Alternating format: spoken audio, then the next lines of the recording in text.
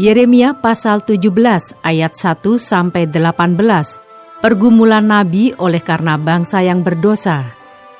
Dosa Yehuda telah tertulis dengan pena besi, yang matanya dari intan, terukir pada loh hati mereka dan pada tanduk-tanduk mezbah mereka, sebagai peringatan terhadap mereka.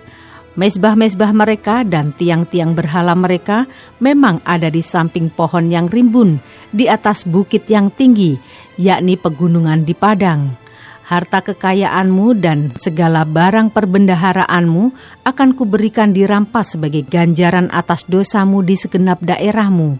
Engkau terpaksa lepas tangan dari milik pusakamu yang telah kuberikan kepadamu, dan aku akan membuat engkau menjadi budak musuhmu di negeri yang tidak kau kenal. Sebab dalam murkaku, api telah mencetus yang akan menyala untuk selama-lamanya.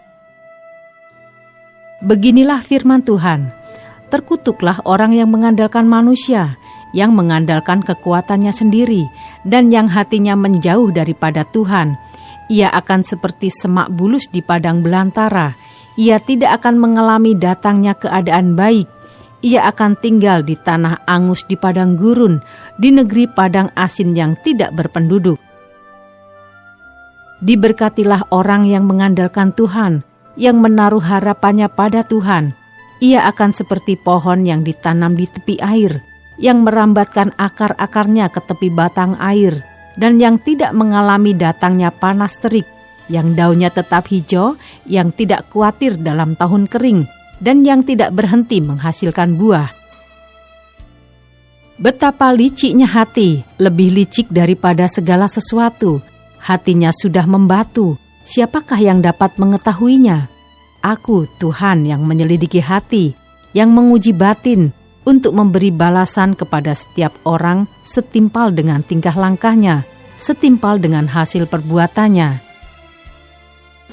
Seperti ayam hutan yang mengerami yang tidak ditelurkannya, demikianlah orang yang menggaruk kekayaan secara tidak halal. Pada pertengahan usianya, ia akan kehilangan semuanya, dan pada kesudahan usianya, ia terkenal sebagai seorang bebal. Tahta kemuliaan, luhur dari sejak semula, tempat bait kudus kita. Ya, pengharapan Israel, Tuhan, semua orang yang meninggalkan Engkau akan menjadi malu. Orang-orang yang menyimpang daripadamu akan dilenyapkan di negeri, sebab mereka telah meninggalkan sumber air yang hidup, yakni Tuhan. Sembuhkanlah aku, ya Tuhan, maka aku akan sembuh. Selamatkanlah aku, maka aku akan selamat, sebab Engkaulah kepujianku. Sesungguhnya mereka berkata kepadaku, di manakah firman Tuhan itu? Biarlah ia sampai. Namun tidak pernah aku mendesak kepadamu untuk mendatangkan malapetaka. Aku tidak mengingini hari bencana. Engkaulah yang mengetahui apa yang keluar dari bibirku. Semuanya terpampang di hadapan matamu. Janganlah engkau menjadi kedahsyatan bagiku. Engkaulah perlindunganku pada hari malapetaka.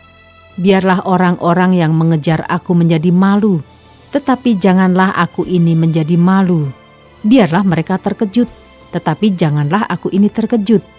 Buatlah hari malapetaka menimpa mereka, dan hancurkanlah mereka dengan kehancuran berganda.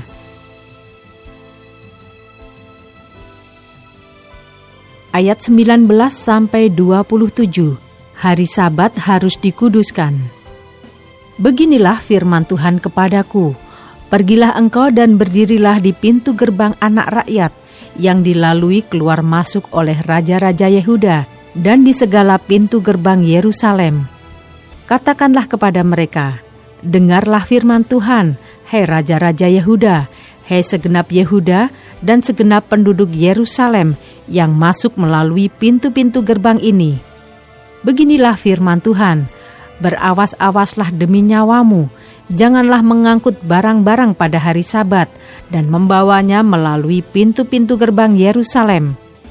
Janganlah membawa barang-barang dari rumahmu keluar pada hari Sabat, dan janganlah lakukan sesuatu pekerjaan, tetapi kuduskanlah hari Sabat seperti yang telah kuperintahkan kepada nenek moyangmu. Namun mereka tidak mau mendengarkan dan tidak mau memperhatikannya. melainkan mereka berkeras kepala, sehingga tidak mau mendengarkan dan tidak mau menerima teguran. Apabila kamu sungguh-sungguh mendengarkan aku, demikianlah firman Tuhan, dan tidak membawa masuk barang-barang melalui pintu-pintu gerbang kota ini pada hari Sabat, tetapi menguduskan hari Sabat dan tidak melakukan sesuatu pekerjaan pada hari itu, maka melalui pintu-pintu gerbang kota ini akan berarak masuk raja-raja dan pemuka-pemuka yang akan duduk di atas tahta Daud dengan mengendarai kereta dan kuda.